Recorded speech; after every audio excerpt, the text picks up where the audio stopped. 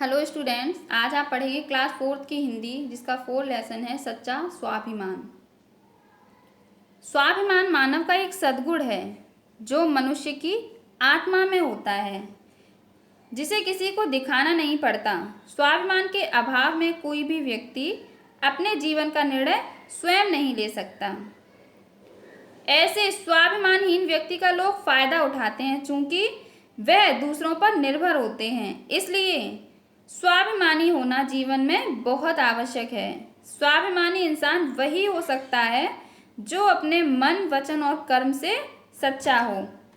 इस पाठ में एक स्वाभिमानी बुढ़िया की कहानी दी गई है, जिसके बारे में जानने के लिए पाठ पढ़ते हैं।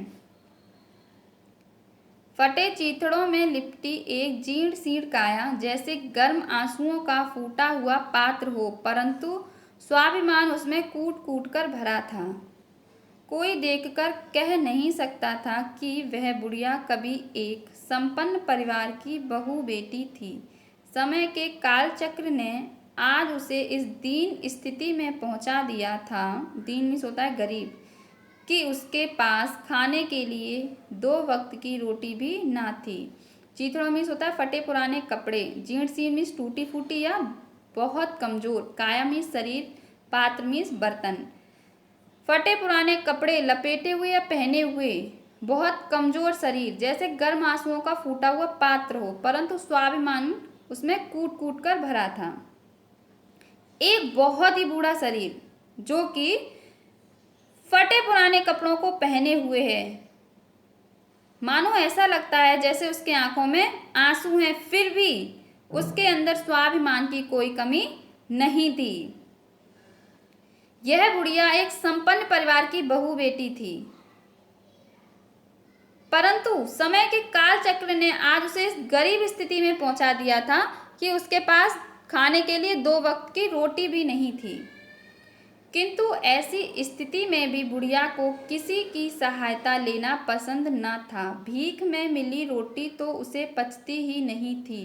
वह सबसे यही कहा करती थी, मैं नौकरी करूंगी, कोई मेरी नौकरी लगवा दो। परंतु बुढ़िया की स्थिति देखकर उसे नौकरी कौन दे। जल का घड़ा भरकर लाना तो दूर, जो स्वयं सीधी खड़ी नहीं रह सकती, उससे कौन सा काम करवाया जाए। परंतु ऐसी स्थिति में भी वह बुढ़िया किसी की सहायता नहीं लेना चाहती थी या किसी की सहायता लेना पसंद नहीं करती थी। वह सबसे यही कहती थी कि मैं नौकरी करूंगी, मेरी कोई नौकरी लगवा दे। परंतु वह बुढ़िया बहुत ही कमजोर थी या बहुत बूढ़ी थी, तो उसे इस स्थिति में कौन काम दे।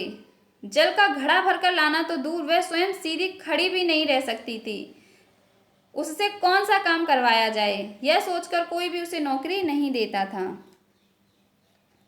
बुढ़िया की एक बेटी भी थी जिसका विवाह हो चुका था। बुढ़िया की बेटी व दामाद उसे अपने साथ ही रखना चाहते थे, परंतु बुढ़िया बेटी के घर का एक निवाला तक न लेना पसंद करती थी। निवाला मीन्स होता है कौर। उसका विश्वास था कि कन्या का धन खाने से उसे अगले जन्म में बिल्ली, गिरगिट और भी न जाने क्या क्या बनना पड़ेगा। धार्मिक विश्वास को माने या ना माने, परंतु बुढ़िया को अपने स्वाभिमान पर पूरा विश्वास था। वह अपनी बात पर अटल थी। बुढ़िया की एक बेटी थी जिसकी शादी हो गई थी। बुढ़िया के बेटी व दामाद उसे अपने साथ रखना चाहते थे, परंतु बुढ़िया का यह मानना था कि कन्या का धन खाने से उसे अगले जन्म में बिल्ली, गिरगिट और पता नहीं क्या क्या बनना पड़ेगा। धार्मिक विश्वास को माने या न माने, परंतु बुढ़िया को अपने स्वाभिमान पर पूरा विश्वास था और वह अपनी बात पर अटल थी। सही विकल्प देखिए। बुढ़िया को अपने साथ कौन रखना चाहता था? बाबू दीनानाथ, उसकी बेटी। का वाले के सेकंड वाले पे टिक करेंगे, उसकी बेटी। बुढ़िया को अपने साथ उसकी बेटी रखना चाहती थी। का देखिए, बुढ़िया को किस पर पूरा विश्वास था? अपने स्वाभिमान पर, अपने दामाद पर। तो खा वाले के फर्स्ट वाले पे टिक करेंगे, अपने स्वाभिमान पर। बुढ़िया को अपने स्वाभिमान पर पूरा विश्वास था। बुढ़िया के स्वाभिमान को देखकर बाबू दीनानाथ ने उसे अपनी दुकान पर नौकरी दे दी। दुकान में झाड़ू लगाकर बिखरी हुई चीजों को समेटना और थोड़ा बहुत काम करना बुढ़िया का दैनिक कार्य था। दैनिक कार्य में से दिन भर का काम। दुकान के दूसरे नौकर यदि उसे परेशान करते तो दीनानाथ उन्हें डांट देते थे। बाबू दीनानाथ उसे हर महीने तनख्वाह तो देते ही थे, इसके अतिरिक्त भी प्रतिदिन 2-4 पैसे जैसे और नौकरों को मिलते थे दे दिया करते थे। इस प्रकार बुढ़िया के 3-4 वर्ष आराम से कटे। उसे न कोई दुख था और न चिंता। वसंत, वर्षा, शरद और शिशिर की रातों में बुढ़िया अपनी कोठरी के फर्श पर लेटकर भी मखमली गद्दों का एहसास करती। अपनी कमाई के पैसों से पेट भरकर उसे जो संतोष व सुख प्राप्त होता, उससे वह धन्य हो जाती। यह संतोष व सुख हर किसी को प्राप्त नहीं होता, क्योंकि यह सच्चे स्वाभिमान का सुख था।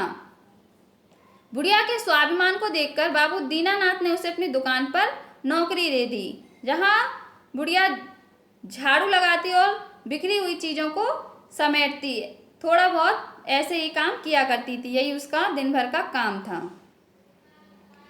दीनानाथ उसे हर महीने तनख्वाह देते थे। इसके अलावा भी वह प्रतिदिन 2-4 पैसे जैसे और नौकरों को देते थे, उस बुढ़िया को भी दे दिया करते थे। इस प्रकार बुढ़िया के 3-4 साल आराम से कट गए थे।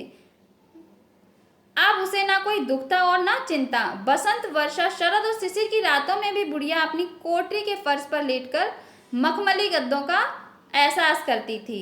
अपनी कमाई के पैसों से पेट भरकर उसे जो संतोष और सुख प्राप्त होता था, वह उससे धन्य हो जाती थी। यह संतोष व सुख हर किसी को प्राप्त नहीं होता, क्योंकि यह सच्चे स्वाभिमान का सुख था। एक दिन दुकान पर बुढ़िया को लाल मिर्च फटकनी पड़ी। बुढ़िया ने बड़ी तन्मयता से उन्हें संवारा, परंतु मिर्च की तीव्रता उसे सहन न हो सकी और वह बेहोश हो गई। बाबू दीनानाथ को जब इस बारे में पता चला तो उन्हें स्वयं पर बड़ी ग्लानि हुई। ग्लानि मीन्स होता है पछतावा। उन्होंने सोचा कि मैं इस उम्र में भी बुढ़िया से काम कराता हूँ। मेरे पास धन का इतना अभाव तो है नहीं कि उसे पेंशन नहीं दे सकता, अर्थात अवश्य दे सकता हूँ। उन्होंने मन ही मन निश्चय किया। एक दिन जब बुढ़िया दुकान पर लाल मिर्च फटक रही थी तो उसे मिर्च की तीव्रता सहन नहीं हुई और वह बेहोश हो गई। जब बाबू दीनानाथ को इस बारे में पता चला तो उन्हें अपने आप पर बहुत पछतावा हुआ और उन्होंने सोचा कि मैं इस उम्र में भी बुढ़िया से काम कराता हूँ। मेरे पास धन की इतनी कमी नहीं है कि मैं उसे पेंशन नहीं दे सकता, अर्थात अवश्य दे सकता हूँ। उन्होंने मन ही मन निश्चय किया। अगले दिन बुढ़िया काम पर आई तो दीनानाथ ने उसके पास जाकर कहा, तुम बहुत थक जाती हो, अब तुमसे काम नहीं होता। यह सुनकर बुढ़िया सन्न रह गई। उसने कहा, नहीं नहीं, अभी तो मैं अच्छी तरह काम कर लेती हूँ। परंतु बाबू दीनानाथ ने कहा, नहीं, अब तुम काम बंद कर दो, मैं तुमको घर बैठे पेंशन दे दिया करूँगा। अगले दिन जब बुढ़िया काम पर आई तो दीनानाथ ने उसके पास जाकर कहा कि अब तुम थक जाती हो, तुम बहुत बूढ़ी हो चुकी हो, तुमसे अब काम नहीं होता। बुढ़िया ने कहा, नहीं, अभी तो मैं अच्छे से काम कर लेती हूँ। परंतु दीनानाथ ने कहा, अब तुम काम बंद कर दो, मैं तुम्हें घर बैठे पेंशन दिया करूँगा। नहीं बेटा, मैं अब तुम्हारा काम अच्छी तरह से किया करूँगी। बुढ़िया के गले में कांटे पड़ गए थे। उसे पेंशन का लोभ न था, उसके मन को धक्का लगा था। वह सोचने लगी कि बिना काम किए मैं इसका पैसा कैसे लूँगी, क्या यह भीख नहीं है। उसका स्वाभिमान झंझना उठा था।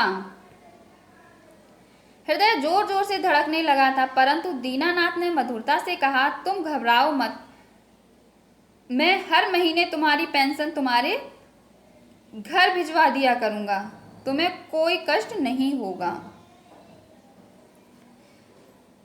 परंतु बुढ़िया ने फिर से कहा, नहीं बेटा, मैं तुम्हारा काम अच्छे से किया करूँगी। बुढ़िया के मानो गले में कांटे पड़ गए थे। उसे पेंशन का लोभ नहीं था, परंतु उसके मन को ठेस पहुंची थी, धक्का लगा था। उसने सोचा कि बिना काम किए मैं इसका पैसा कैसे ले सकती हूँ, क्या यह भीख नहीं है। उसका स्वाभिमान झंझना उठा और उसका हृदय जोर जोर से धड़कने लगा।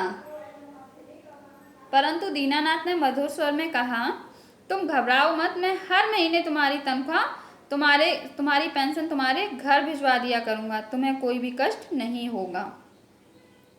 बुढ़िया चली गई। वह घर जाकर लकड़ी जैसे बेजान होकर बैठ गई। उसकी आंखों में आंसू न थे। कोठरी में वह अपना सामान एक ओर लगाने लगी।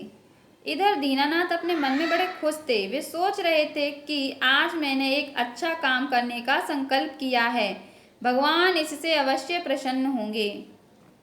बुढ़िया अपने घर चली गई और एक और ऐसे बेजान होकर बैठ गई जैसे उसके अंदर जान ही नहीं हो, परंतु उसकी आंखों में आंसू ना थे। इधर दीनानाथ ये सोचकर बहुत खुश हो रहे थे। वे सोच रहे थे कि मैंने एक अच्छा काम करने का संकल्प लिया है, भगवान इससे अवश्य प्रसन्न होंगे। बुढ़िया अपनी कोठरी में बैठी बैठी सोच रही थी, जीवन भर मैंने किसी के आगे हाथ नहीं फैलाए। क्या जीवन भर के संचित मीन्स होता है इकट्ठा करना, इस स्वाभिमान धन को एक मुट्ठी अन्न की भिक्षा पर बेच देना होगा। वह भगवान से प्रार्थना करने लगी, हे अनंत सृष्टि के कर्ता, हे सृष्टि की रचना करने वाले, हे करुणा निधान। करुणा निधान मीन्स होता है दया करने वाला। क्या तुम ही सबके दुखों को हरने वाले दुख भंजन हो? यदि हो तो तुमने मेरे लिए वेदना का यह जाल क्यों फैलाया है? वेदना मीन्स होता है पीड़ा। अपने द्वारा बनाए इस संसार में मुझे कष्ट सहने के लिए क्यों छोड़ रखा है? अब इस संसार में रहने की मेरी कोई इच्छा नहीं है, अतः मुझ अबला पर कृपा करो और मुझे मुक्ति दो।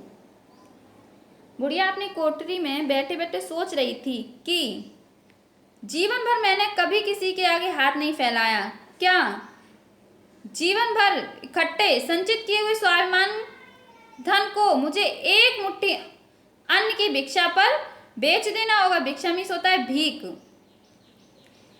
वह भगवान से प्रार्थना करने लगी, हे सृष्टि की रचनाकार, हे दया करने वाले करुणा निधान, क्या तुम ही दुखों को हरने वाले दुख भंजन हो? यदि हो तो तुमने मेरे लिए पीड़ा का यह जाल क्यों फैलाया है? अपने द्वारा बनाए संसार में मुझे कष्ट सहने के लिए क्यों छोड़ दिया? अब इस संसार में रहने की मेरी कोई इच्छा नहीं है, अतः मुझ नारी पर आप कृपा करो तथा मुझे मुक्ति दो। सहसा बुढ़िया के क्षीण मुख पर कांति आ गई। क्षीण मीन्स होता है मुरझाया हुआ, क्षीण मुख मुरझाए हुए चेहरे पर, कांति मीन्स होता है चमक। अचानक बुढ़िया के मुरझाए हुए चेहरे पर चमक आ गई। उसने देखा कि एक अलौकिक ज्योति उसे बुला रही है। वह हंसी, फिर शांत होकर कभी न उठने के लिए लेट गई। दीनानाथ ने दूसरे ही दिन सुना कि बुढ़िया चल बसी। वेदना और कष्टों से दूर अक्षयलोक मीन्स होता है कभी नष्ट न होने वाला संसार में उसे स्थान मिल गया। इस महीने की तनख्वाह से उसका दाह संस्कार